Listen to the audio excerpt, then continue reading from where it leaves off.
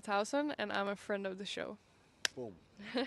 I am Francisca George, and I'm a friend of the show. Perfect. Hi, my name is Susan Leemans, and I'm a friend of the show. Boom. Yeah. My name is Zainab Sammaz, and I'm a friend of the show. Boom. Hey guys, my name is Sasha Vickery, and I'm a friend of the show. Boom. Hi, my name is Lloyd Harris, and I'm a friend of the show. Perfect. Hi, my name is Jan Faria, and I'm a friend of the show. Boom. Yes. Take one. Well done. Hi, my name is Jasmine Paolini, and I'm a friend of the show. Wow, Jasmine, you got it in one time. Ready? Play.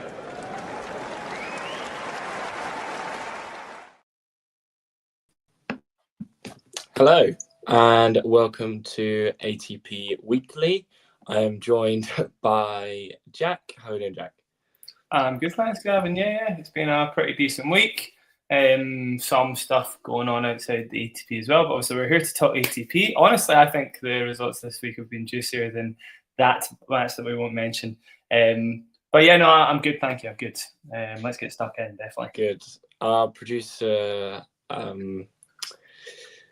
well, he's just putting, the biggest story from today on, I guess, the screen. But no, there's a lot to unpack this week. So I think we'll start with a bit of really upsetting news about Holger Rune, which happened, I think, yesterday, as he confirmed today on Instagram that he has broken his Achilles, which will probably mean he's out for, I think, don't quote me on this because it's been various between, people I've seen on social media, but about 9 months. Yeah, I saw US Open was mentioned, I think. Yeah. So it's a super tough moment for Holger, especially playing for a place in another final, and actually playing very well this week. Jack, what are your thoughts about Holger? It's really sad. I saw the moment it happened as well. He was really upset, in tears. Obviously, probably was painful, but I think he kind of knew immediately what the repercussions of the injury were going to be. It's probably going to be quite a long time out. Yeah, I mean, he kind of was building up a bit of momentum as well. It's, I guess form's neither here nor there in a situation like this, but in a way it's a bit more sad as well because he's been playing pretty good tennis recently and probably felt quite confident for the rest of the indoor season. So, yeah, sad stuff. Yeah, and obviously just how extended this is, it's a real body blow for Holger. Obviously, it's not like he's hasn't got time on his side, but these sorts of things take a long time to, fully heal, and you have a feeling that when he comes back, he'll always be worried about his Achilles because with these sorts of things, it's once it goes once, it can happen again, quite easily. So it's just a real shame for Holger. I think quite a good mention from Matthew about the comparison to the Zverev injury, but not to the same degree.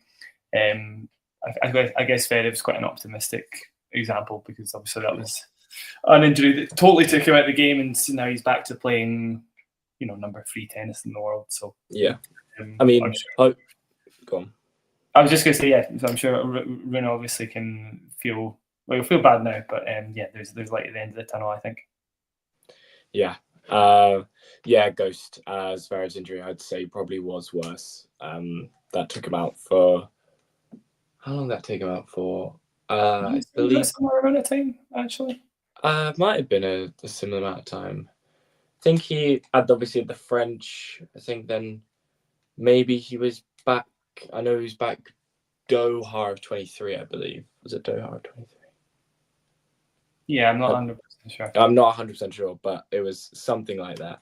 But obviously not very pretty for Holger. And obviously, breaking down into tears is understandable. He's, very, very bad moment for him. But, we wish him all the best. And, he did play at the Australian Open. He did. Yeah. Lost to Moa in 4. Wow, I wasn't expecting that, to be honest. I remember that match. I think it did take him a little bit to get back into things, to be fair. Yeah. So French May, June, July, August, September, October, November, December, Jan. So 8 months, I guess. Somewhat. Yeah. But yeah, hoping all the best in his recovery, and hopefully, if they're talking about 6 to 8 months, hopefully it's on the it's on the former of those. And we can see him back. Hopefully, maybe looking at the French at a very big push, but we don't. I'm sure he doesn't want to push it, not after how serious this is. But we will move from Holger and we'll talk about the tournament that he was playing at, which was won by, actually in the end, a very dominant week for Mr. Casper Ruud. What are your thoughts on Ruud's week, Jack? Yeah, insane. Totally mad. He's totally flipped the script on, I guess, his season as a whole, and I really enjoyed watching the final. I thought the level was just insane. He probably, for Ruud, I don't know if he could play better than that in a match. I remember Connors back in the day saying something like he's played 5 perfect tennis matches in his life. I would imagine for Ruud, that's one of them. I was pretty much flawless. It was so good to watch. You could kind of see him there laughing every so often, chuckling himself just at the level. Great to see. Yeah, there was just no holding him back, and even people talk about his backhand being a weakness, but when he went on that kind of American run, he was it was great. Like, on the backhand, there was no problems at all, and his serve was really good. So it's been a weird season for Ruud, but it's great to see him kind of back in action, back to his best for sure. Yeah, it's kind of one that I wasn't really expecting. I remember doing ATP Weekly last week, and I really wasn't thinking about Ruud sort of lifting the trophy this week, because I think this is only his second title off the clay and first indoor for definite. I know that. Just kind of just produced this level this week that was it was just super consistent, and that win against Korda was a big sort of stepping stone. Had the real that was the real challenge, and it felt like once he moved past that, he was going to be tricky. I mean, Humbert was always going to be difficult. Humbert loves the indoor conditions, but yeah, Ruud's just kind of as you say, has had a bit of a weird season. Obviously played so well in Madrid, where he won his first Masters, but outside of Madrid and this week, he's really not had too much to shout about this season, has he? Not really. Yeah. Of course, Madrid always passes me by, because the rest of the season was just a bit funny for him. A lot of kind of funny losses, and he had that year about him that we'll talk about Medvedev in a bit, obviously, but a similar year that he just felt like he could kind of get beat by anybody, even despite the conditions. So obviously, he goes in that Madrid run and everybody's like, fantastic, he's got that first big title for himself. But it still didn't, he didn't really capitalize on that. He didn't instill himself with as much confidence as he could have. And I don't know, don't really what changed or clicked this week, but it was fantastic to watch. Yeah, just looking at his, just some of his losses this year, just a few strange ones. Lost to one Manuel Cerundolo Gastard, just a couple Rindic Nesh in Cincinnati, but then against Rindic Nesh, kind of come to expect a little bit of up and down with him. And then Collignon at the US, I mean, that's it's not something he would have expected.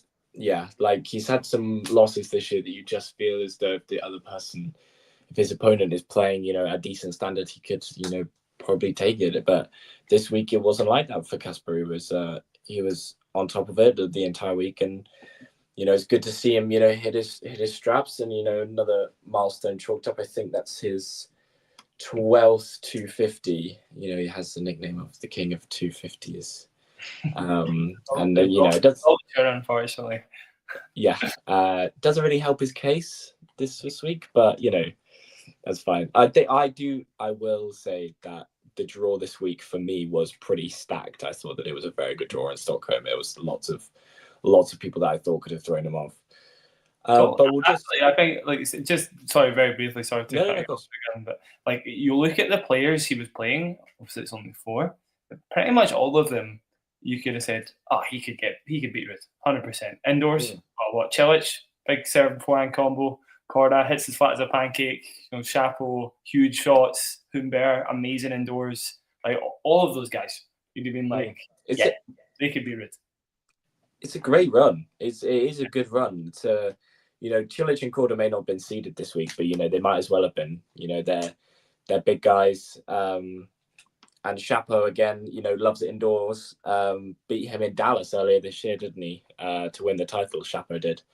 But then again, Chapeau was playing unreal that week. I just remember like some of the backhands he hit were just a joke.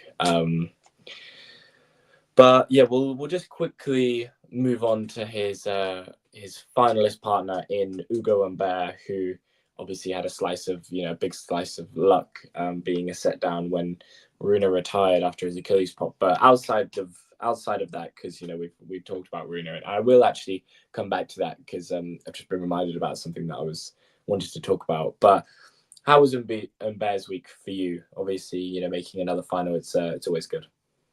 Yeah. I don't know if it's that big a story for Humbert actually. It's kind of like he won, 2 pretty winnable matches. Sonego always just, he could play amazing. He could play just not quite good enough. And then Berrettini's been having quite an up and down season as well. And he's still kind of looking to hit his stride a bit. So obviously then being a set down and getting a walkover, I don't know. I don't think he'll be like that amazed or anything like that with his week. More of a story for Ruud for sure. Just wanted to actually think about Humbert's kind of in not a similar situation, but Humbert's kind of had a very mediocre season compared to last year, where he won a couple titles, I believe, and obviously made the Paris finals. Has big points to defend, not this week, but next week in Paris. Are we thinking he puts together any sort of, run in Paris again? Yeah, why not? Absolutely. With any of the Masters, to be honest, you're going to get a pretty difficult player within like 2 rounds.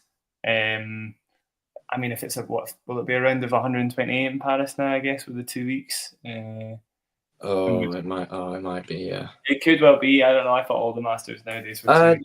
Oh, no. Paris is still 64, I believe. Is it? Okay. Yeah. But in that case, it's even more stacked. So yeah, actually doesn't help his case at all, really, does it? So. It doesn't.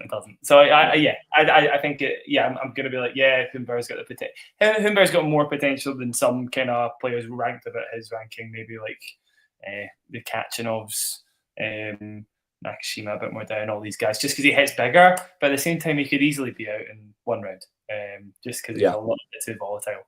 He maybe needs to hit the stride a bit, maybe needs to get lucky in 1 or 2 matches, and then who knows, we might see him in a quarter or a semi or something like that. But he's not going the whole way. Definitely not. No, he's going to struggle he's going to need to put in a very big performance. But French crowds, a lot of things can happen. I just wanted to circle back to Holger because obviously there has been some commotion on Twitter or X, if you're going to be that guy, concerning a Jack Draper tweet and him and Taylor Fritz talking about how there should be less tennis in the year and how these injuries are just bound to come if we don't change the season and the amount of tennis that's played. I just wanted to get your take on it. This is a pretty long going conversation, right? And I think something is going to change. Like, people can't just keep talking, and I don't just mean people, I mean like players can't just keep talking and nothing changes, right? I think maybe the ATP generally get pelters for not acting as soon as they can and stuff, but actually generally they have listened to players. So I wouldn't be surprised to see things change somewhat if people keep complaining. Obviously, the bottom line though is money, so it's a little tricky for the ATP to be incentivized otherwise, because they'd probably take a hit if they thinned out their schedule a bit. I think if they changed the rules somewhat, the rules on how many tournaments players need to play, rather than changing the schedule up, if that makes sense. So you can keep the same amount of tournaments, but just change the required amount of tournaments. That would be somewhat of a good solution, maybe. We basically expect them to play week in, week out, right? Yeah, I actually agree with you. I think this season could probably do with being a little shorter, but I think mainly it's the requirements that these players are given, that they have to play a certain amount of 500s. Yeah. And but it's tricky. Carlos has kind of played this back end of the season well. Played Tokyo, didn't play Shanghai, is not going to play Vienna or Basel, and we'll just play Paris and then ATP finals and kind of call it a day. Since the US, he's played one tournament, and I'm sure that, well, I'm not even going to talk about the Six Kings Slam. Don't even. So I just feel as though he's played this quite well, and I'm sure he'll be taking fines for not playing in Vienna or Shanghai, as those tournaments would have paid a lot of money for him to show up. But yeah, for me, it's more maybe the calendar should be a month shorter. Maybe we end at the end of October, and then we start when we start now. But just take away if you're a top 10 player, you have to play, 6 500s in the year. I think the actual number is 4. I don't want to get caught. Is that the actual? 4 rings a bell. Really, I thought it was more than that, because I always hear Iga going on about 500s. Maybe it's different on the WTA. Certainly, every 500 in the WTA is stacked to the rafters. Oh my god, yeah! It's like people rank 23 playing qualies, and you're like, yeah, exactly. Yeah, exactly. But who knows? We'll move on to next week's. We have 2 500s next week, and we'll talk about that in a little bit. But just wanted to get your view on the calendar situation. And yeah, I mean, you'd think eventually something has to change, right? You can't keep talking about this, and players are just going to not play the events, right? They're just going to pull out, and then it's just could be as simple as that, isn't it? And then they're going to have to do something eventually, because they can't just keep having players pull out last minute after they promise fans Carlos, and then Carlos doesn't show up. Yeah, that's probably a worse situation, right? I don't know, but then the only people that are kind of actively disappointed are the fans, and if it's just the fans disappointed, I don't think the ATP cares too much. So that's probably fans, sponsors, That's true. There's probably more people getting pissed off. That's a good point. Yeah. Okay, we will move on to, let's talk about Almaty. And for the first time in 30 months, Daniil Medvedev wins an ATP Tour event. Finally. Jack, Medvedev had a great week. What are your thoughts? I mean, for me, Fergus, I am a big Medvedev fan.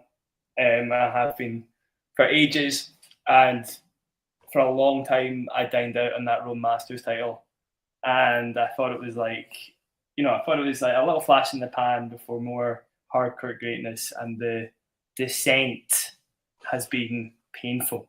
It's been very difficult to watch for a long time, a really long time. There's so many little things you can talk about, like just how much he just gets annoyed with himself on court, and how much he double faults on big points, and what he's trying to do on court just never looked like Medvedev for a long time. And now for him, it's 250. It's a 250, so it's not massive. But for me, this was a long time coming, and it might make a difference to how he feels on court, because it's just been a lot of dropping confidence for ages and ages and ages. So he just needed some kind of boost. And frankly, the actual match itself was super entertaining. You can get a few matchups with Medvedev, but obviously the most infamous one being the Medvedev Zverev matchup, where things can get very passive and boring. But against Muti, the two of them were coming up with stuff. He was doing a little bit of Muti was doing a little bit of Medvedev. And it was just fantastic. I absolutely loved it. So the match itself was great, and the consequences for Medvedev, I hope, are going to be fantastic. I really hope. How did you feel about it? Yeah. I mean, I'm very happy for Medvedev. I was having this discussion with our producer and I believe Zach when he was playing in Tokyo. No, not when when Carlos was playing the final in Tokyo against Tien. Carlos was playing Fritz in the final. Sorry, Sinner played Tien in the final. We were talking about Medvedev, and I said I reckon Medvedev's got another 5 years in him, and they both laughed at me, thinking that I was deluded and stupid. And I think this has kind of just proved me right, that he still has the ability to win titles and that those two are wrong. So first of all, for myself, I'm very happy that he's won a title. And I think that I believe he split with his coach in Guangzhou, am I right? Or was it after the US? It was, I can't remember exactly when it was. I thought it was after Guangzhou as well, but okay. Well, if it's after Guangzhou, he is currently 11-2 after splitting with his coach. So losses to just Tien and then Rindik Nesh. Obviously, that Rindik Nesh loss, freak, sort of had all those break points in the third, and didn't take them. But yeah, a great week for Medvedev. Just his run was well, I mean, it wasn't the hardest run of all time, let's say, but a win is Walton, Marozsan, Duckworth, and then Mute. Mute could have been a very tricky customer in this final, and he kind of proved to be, didn't he? I mean, just circling. Sorry, I was getting distracted by Walton there. I was just double checking it was Walton he lost in Cincinnati as well. These are the kind of guys that Medvedev's just been losing to. Like, it could have happened again easily. We could have seen him out in the first round. He didn't get knocked out. Marozsan could have totally blasted him off the court. And Marozsan's the kind of player that people go like, "Oh, the game's moved on." Like, Marozsan hits the ball way too hard. Loads of players hit the ball way too hard, and Medvedev's trying to keep up. And you're like, well, Medvedev wins there. That was pretty tidy. To be honest, like the whole couple or 2 or 3 weeks in general have been incredibly satisfying to watch. And it isn't just Almaty. This is like the culmination of, as you say, like 2-3 tournaments of really good form. Like players like Tien and de Minaur have totally been wiping the floor with Medvedev, playing better versions of his game than he's got. And I mean, the Tien match was absurd, and the de Minaur match was clinical. It was fantastic. So I think it's not just Almaty that is inspiring me with confidence. It's those 3 weeks in general. And Mute as well. I mean, Mute's been playing amazing. And I honestly think Mute at the moment is like my favourite player to watch. Genuinely. I don't know if that's I don't know if that's a hot take. It might not be boiling hot, but I reckon it's at least like lukewarm. Yeah, there'd be a lot of people. Favourite's big, to be fair, so maybe not favourite, because obviously Alcaraz for me still takes the cake in that one. But outside of the obvious answer, then Mute probably is next in line, I would say. This was a third WTA final. ATP Tour final for Mute. Still, I believe, doesn't have a title. Did he not? I thought he won at the start of the year. Did he not? Just double checking that. Did he? Doubting myself now. Producer's gonna correct me in the chat in a minute. I'm getting the stats up now. I don't think he does. Maybe he did. He lost to Greek Spur in New York. I remember that now, and that actually I think is the run that I thought he won in. Because I remember thinking that was a great week for him. And he didn't. That is right, no titles yet. So still to. I thought so. He's quickly becoming the new like best player not to have won a title, maybe. Oh, that is a controversial take. Davidovich Fokina is still the best. Oh yeah, he's still titleless. I forgot. Yeah, He had the 3 championship points and he didn't convert it twice. Twice. Yeah. In this year as well. Not even like. Yeah. Yeah. He had 2 championship points in Delray Beach and then 3 in Washington. Yeah. That is brutal. Yeah. Okay. Yeah, that's brutal. But Mute. Good week for Mute. Tomic, which he actually so easily could have lost first round to Tomic.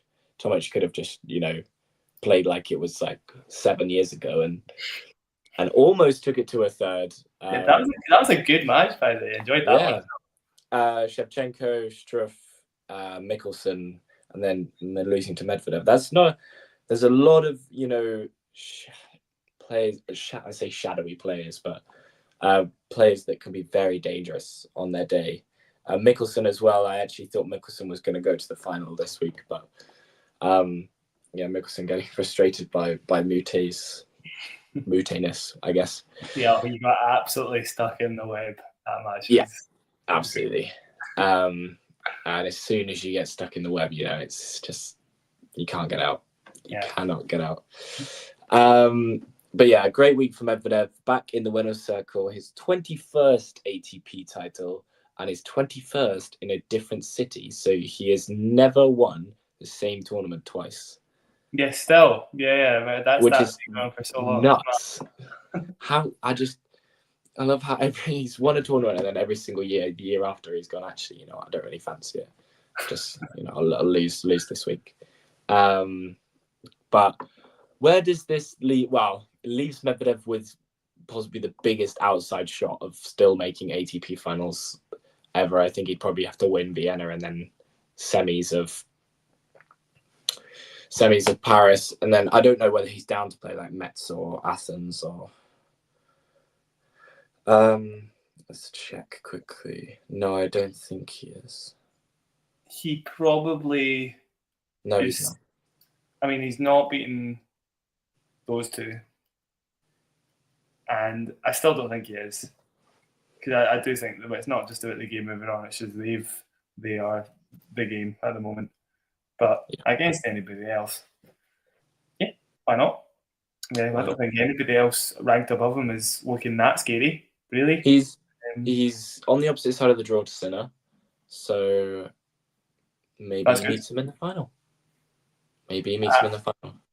I don't think he touches Sinner at the moment indoors, but it would be good to see him in a final. Absolutely. Yeah, I don't think Zverev, holds as the second seed holds too much that Medvedev doesn't. Also, if Medvedev and Zverev do come cross paths, we all know that Medvedev will hit his peak form to beat him for a 9th time in a row. The thing is, like, the matchup there is just, he knows how to wind Zverev up, and he knows that he's not going to be in danger basically in the rally. So he just goes into full lockdown mode. Where there's many other players who have like the weaponry to kind of undo that. It becomes a total grind fest, and that's why I don't like watching it. To be honest, it's not. Oh no, it's really grim. It's why I try avoid. Well, it's why I try avoid every single Zverev match. I never outwardly watch a Zverev match unless I have someone else that I really like playing. But Zverev is possibly the most boring player on tour. Possibly. Oh, 100%. See the kind of stuff that Zverev starts like getting the crowd to like clap to. Is basically the first point you'll see in every Alcaraz match. It's like just like normal forehand, basically. Yeah. Ghosty Vacheron is playing. He's playing in Basel. He's been given a wild card. So maybe legs are feeling maybe a bit better now after playing 9 matches in like 12 days and playing like 7 3-setters or something like that. Like ridiculous. We'll move on from Almaty and we'll go finally to, before we look towards next week, we'll talk about the complete opposite of Casper Ruud in the indoor king in Felix Auger-Aliassime. I think that is his 8th ATP Tour title. I'm just pulling these numbers out the top of my head. Really should know this. I think it's more than that. That might be wrong. I'll just double check. No, sorry, shouldn't have doubted you, Fergus. You have eight titles. It is 8. Oh, yeah, it is 8. Yeah, it's all up here, and that is his 7th. No, his 6th indoor. 6th indoor, yeah, 6th indoor. Yeah, he is the indoor king. This is his time to shine. Absolutely. I thought, again, not surprised at the result.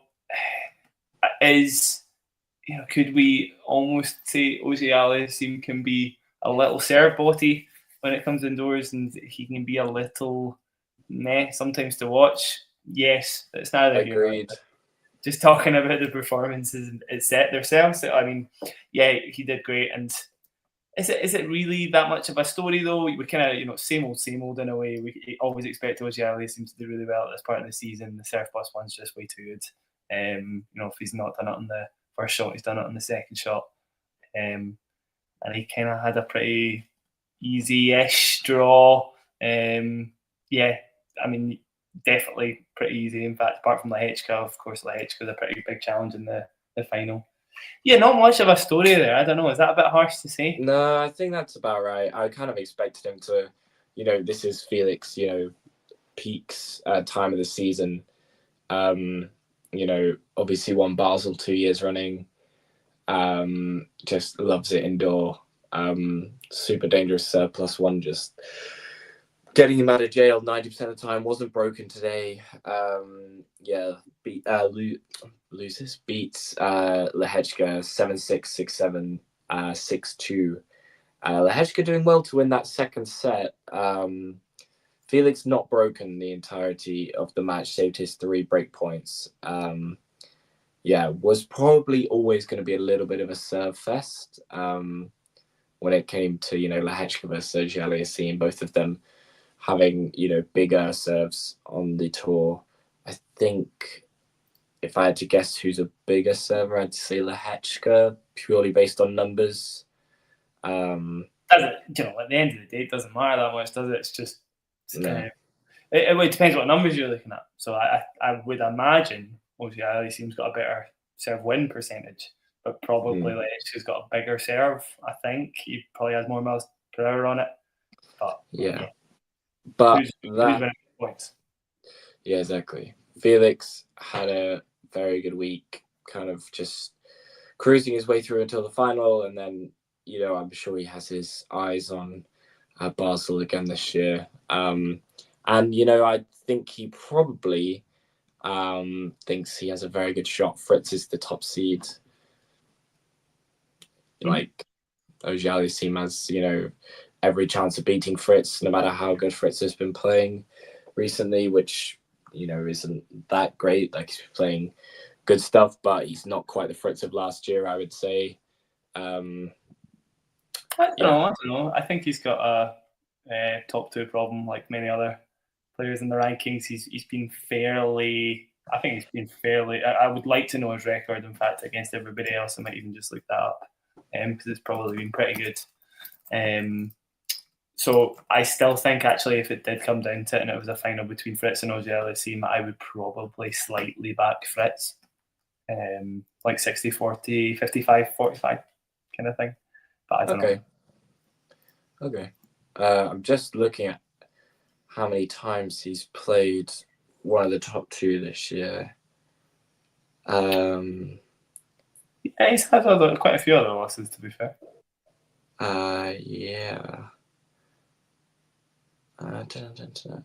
Lost to Carlos at Wimbledon, obviously, semi-finals. And I would also knock Novak in there as well, just because Novak is Fritz's bogeyman. US Open quarterfinals, obviously. Everybody in there beat Carlos at the Labour Cup. Yeah. It's the Labour Cup. Can't take it seriously. Hasn't played Sinner this year. No, I noticed that. Yeah. Yeah, played Carlos in Wimbledon and Tokyo, and then I guess Labour Cup, but that doesn't count. Actually, there has been other losses. You're right. Actually, like the Australian Open at the start of the year, just losing to Monfils in the third round, that probably stung quite a lot.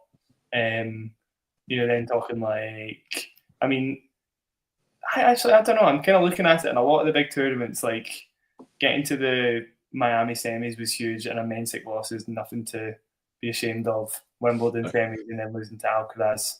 There's your Alcaraz problem. That's fine. That's probably the biggest match I played this year. Tokyo final, that's a big match as well, and he loses to Alcaraz. Yeah, he's not touching Alcaraz at the moment. But actually, no, I think it's been a good season. Yeah, no, absolutely. It's been a good season, and he's kept his ranking, where it was last year. Beats Zverev a couple more times. I'm sure he'll take it. Actually, just to answer your question on who's qualified for the ATP finals, just Sinner, Alcaraz, and Djokovic so far. But we don't know whether Djokovic is going to play. That's a completely different question. He could. He won't be bothered. Or maybe not, he won't be bothered, but I just don't think he'll be up for that. He was pretty gassed, and he's been there, done that at this point. I think he'll just take stock and go for Australia. Yeah, it's but maybe he'll surprise us all and focus on Australia. I'll double check Ghosty that Mensik has retired 10 times. Seems an awful lot this year. But you might be right. I feel like 10's quite a big number. But yeah, we'll look forward now. Obviously, Felix winning in Brussels was obviously another milestone for him, but not too big of a huge story, as we know Felix loves it indoors. Just Mensik, by the way, Mensik has retired 3 times, including a walkover. Oh no, twice. He's retired twice. Yeah, well, so that was a bit of an exaggeration. Are we gonna? I don't think we're gonna call out Sam Query, Jack Sock, John Isner, and Steve Johnson, but it's not quite 10. It's just the 2. Speaking of 2, just the 2 tournaments this week, Vienna and Basel, sort of the 2 lead-up tournaments towards our final Masters of the year in Vienna and Basel. Defending champions, we have in Vienna, we have Jack Draper, who's obviously not playing this year because he's pulled out for the rest of the year. And in Basel, we have Giovanni Pecci Pericard. Now, how likely is it that Pecci Pericard defends his title in Basel? He's had a lot of kind of 50-50 matches this year, and indoors you've got to kind of rate his chances a bit more, to be fair. But I think it's pretty likely. He played really well this week. Lost in the semis again to Lehechka was nothing you're ashamed of. Is that right? Can't even remember now. I'm pretty sure he did play Lehechka for sure. Yeah. So yeah, I think he could defend the title. I'm going to make a pretty crazy confession, and actually, although Pecci Pericard is a serve bot, there's something about his game that I really enjoy watching. I don't know exactly what it is. I don't know if maybe there's part of me that likes the one-hander. Maybe it's the fact he comes into the net quite a lot. I don't know. I enjoy watching him. What was it? I think it was in slams. He has gone 100 and we still be in slams.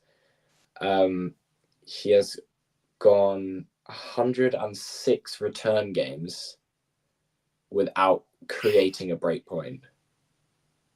Yeah, mental. That is great. 106 return games.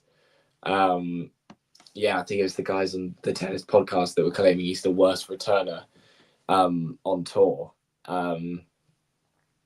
But yeah, Anyway, just looking at the Basel draw, Fritz has Vacheron first up, which could be quite interesting. See what happens there. Absolutely.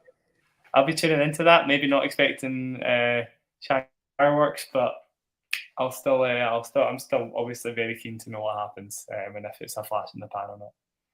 Well, there is actually some really nice matchups here. Goffin and Cilic will face for, I think, the second time in a couple of weeks. Goffin had like a mentally good match like a couple of weeks ago. Who was that against again? Just kind of showing he can like still play this insane level. Shelton, it was the Shelton match. I was like, what on earth was that? Yeah. It's not even just looking at the result on paper. The shots he was pulling off were like insane. He just has matches like that sometimes. It's absolutely bizarre. They obviously just played in qualifying. They both had to go through qualifying. Goffin lost in the qualifying final, and he's now a lucky loser into the draw, and they'll play again in the first round. Cool. There you go. Auger-Aliassime Diallo, that could be an interesting first round. Nice little early test for Auger-Aliassime if he wants to chalk up that Basel record to 3. Rune obviously pulled out, so a lucky loser will replace him, but he was due to play Garon. Pechi Pericard versus Fonseca, that is an interesting first round. I quite like that first round. As I say, if I've got, that's that with my kind of guilty pleasure of Pechi Pericard, I'm going to have to tune in and see what happens for sure. Corder and Humbert, that should be good. And then possibly one of the grimmest matchups of all time in Aurelia Pelka and Sebastian Baez. That is, I will definitely not be tuning into that. That's definitely not something not on my radar. Just a quick rundown. Jack, do you have any favourites for this week? For Basel specifically? Probably, yeah. Wait, let me see the draw. I just need to make sure there's nobody that's going to get like tripped up in there or anything like that. I also got a little put off by Noran's question in the comments, by the way. That threw me a wee bit. I don't even know if I should be answering that. I don't know anything about your level, Fergus. So I can't say. Do you play tennis often recreationally? I do play tennis. I play tennis for my university. In that case, no, I wouldn't say that, Merlin. Very cheeky. Right, I've got to say, what have we got for Felix? Because he's probably the guy I'm going to immediately. That's the kind of guy I was going to say I would fancy him to defend. Defend his title. He is defending his title, isn't he? No, Pechi Pericard's defending his title. Yes, he said that. Yeah. Felix lost last year to.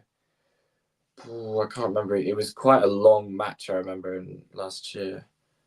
But he lost in the semis, I think. Just looking at. I'm gonna say he's probably got the slightly better half of the draw, given that we could see Pechi Pericard just lose to whoever, possibly. Shelton as well could maybe sneak into the semis, or the quarters, but I still think Felix is more likely to get to the final than Fritz. I don't know if that's Felix is more likely to get to the final than Fritz. Yeah. I mean, you've got Corda, Humbert possibly as a second round, so that's pretty rough immediately. Let's say Vacheron has still got some of that form, or at least that kind of wild cardness about him from Shanghai. That could be really tricky. Lehechka in the quarters for Fritz, and then potentially Ruud if he still keeps up the form he had. I think that's pretty rough. I would have said that's rougher than Felix. Yeah, I'd say especially, Fritz is just coming from Riyadh, I guess.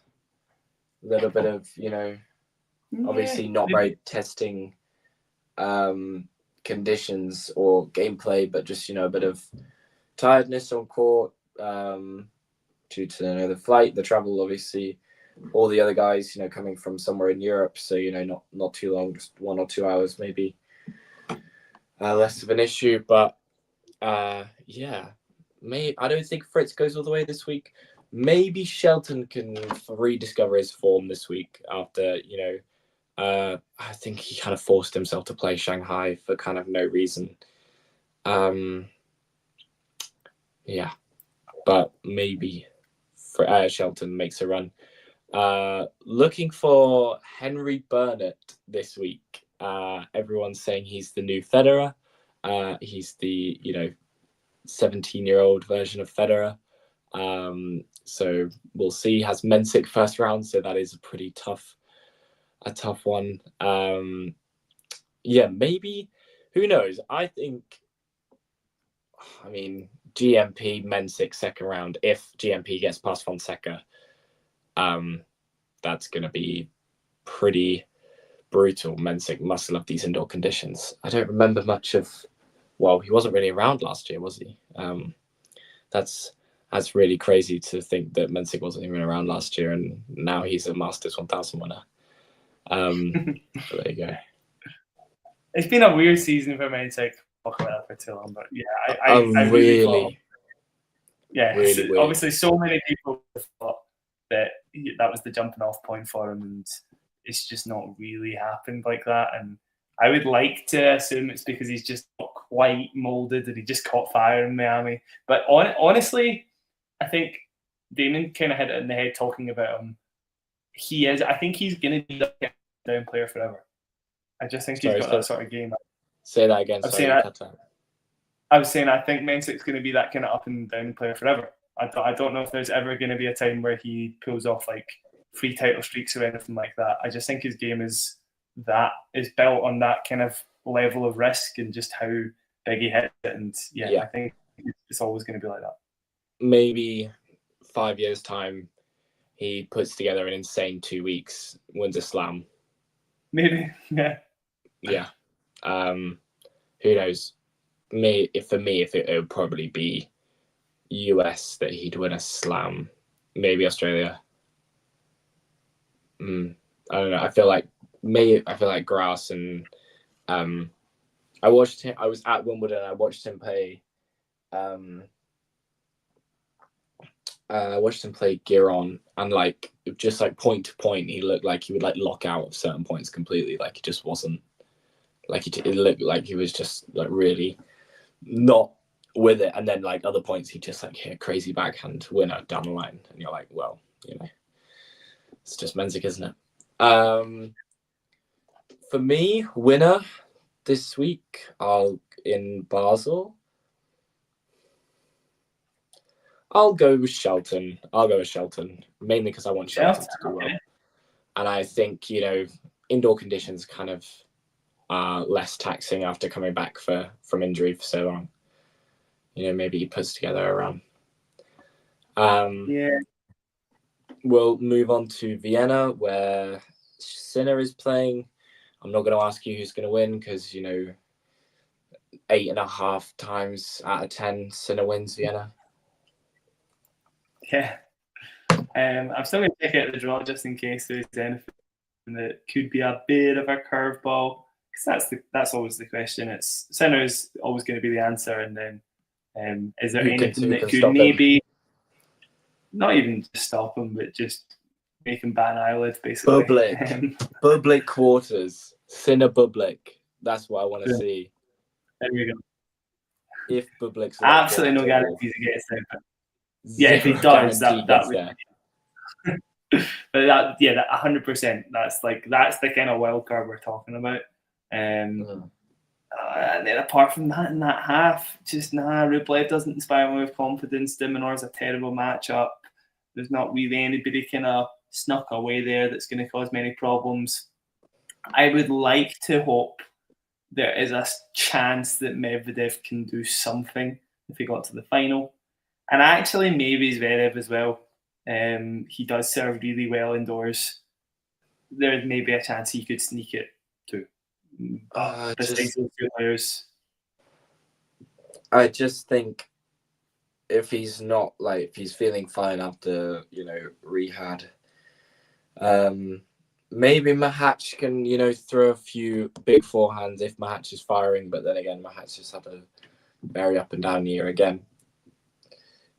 Yeah, for me, Bublik's the first matchup to you look kind of out like for. to think. Oh, sorry, Fergus. What were you saying there?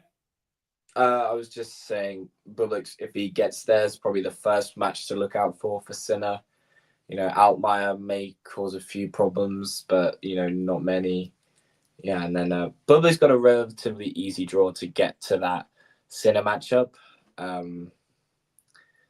But yeah, we'll see.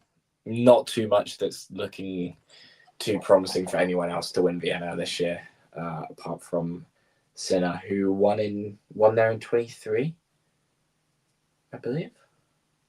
Yeah, I think so. Is that not beating Medvedev? Yeah. Okay. Yeah.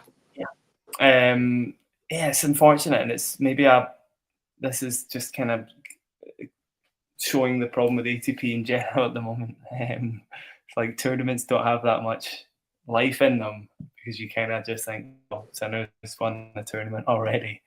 That doesn't mean the matches aren't fun though. Obviously, there'll be a lot of matches that I'm going to watch, but the actual Sinner matches themselves, they leave a little bit to be desired sometimes. I think it's okay.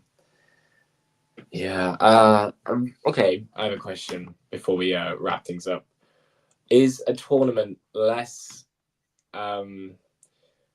What's more of a guarantee that if Carlos is in a tournament that he wins it, or if Yannick's in a tournament then he wins it? Obviously, it depends on the tournament.